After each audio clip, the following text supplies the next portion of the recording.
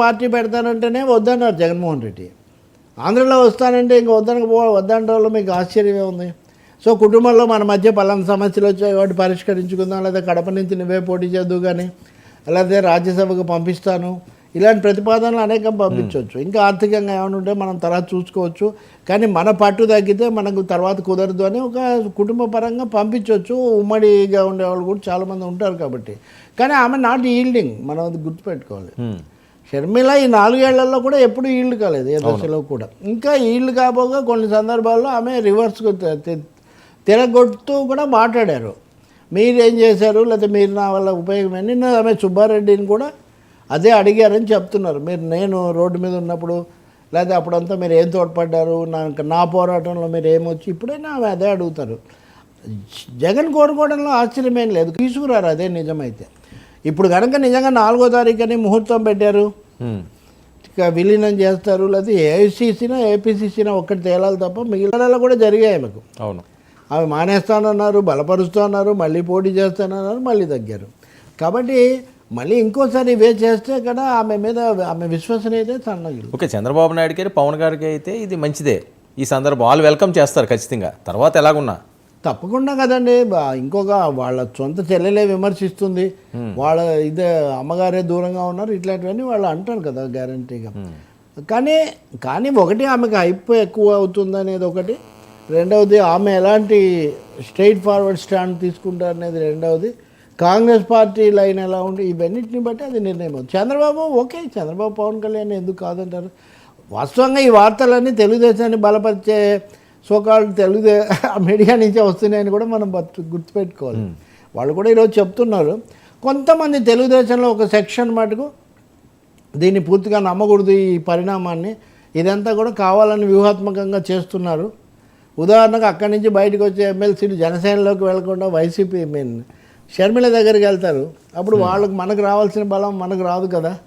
వాళ్ళలో చాలా ఈక్వేషన్స్ ఉన్నాయి, చాలా ఉన్నాయి ఇక్కడ, వాళ్ళే పంచుకుంటూ ఉంటారు. ఈ అంశం ఒక బలమైన అంశం ఏమంటే షర్మిల భర్త అనిల్ కుమార్, ఆయన క్రైస్తవ సమాజాల్లో చేసిన ప్రార్థనలు ఇవే జగన్కు చాలా పెద్ద ఉపయోగమని ఒక పెద్ద ప్రచారము, ఒక అభిప్రాయం ఉంది.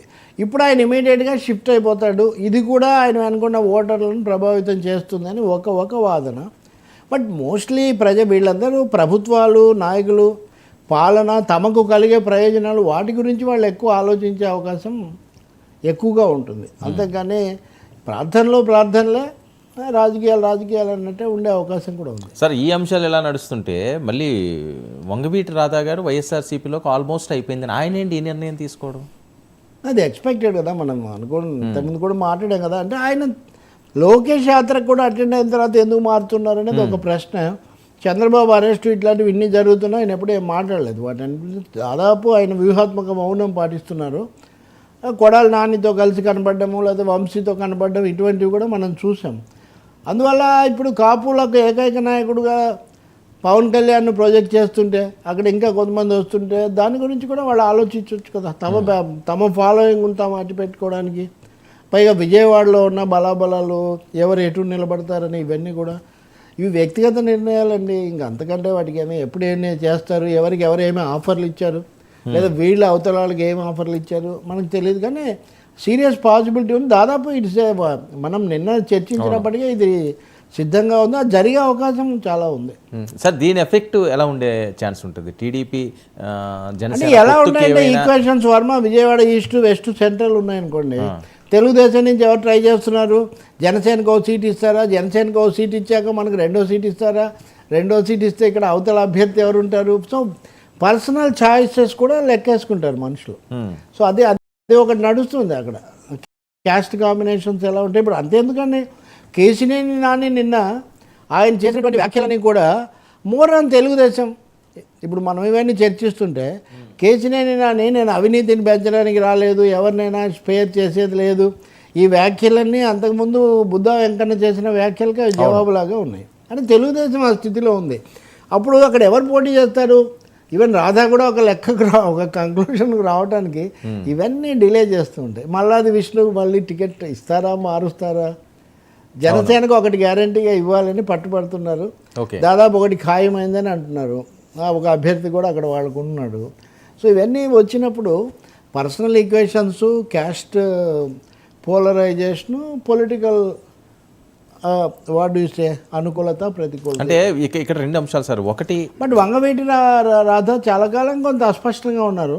ఆయన ఎప్పుడో ఒకసారి స్పష్టత ఇవ్వాల్సిన బాధ్యత మౌనం వేడాల్సిన అవసరం ఉంది, ఆయన మీదే ఉంటుంది. ఇప్పుడైతే కొంచెం దగ్గరగా వైసీపీకి దగ్గరగా కనిపిస్తున్నారు. సార్ ఒక విషయం, కాపు కమ్యూనిటీకి సంబంధించి ముద్రగడ గారు, వంగవీటి గారు మొదటి నుంచి కూడా వాళ్ళు దానికి బ్రాండ్ అంబాసిడర్లే అనుకోవచ్చు.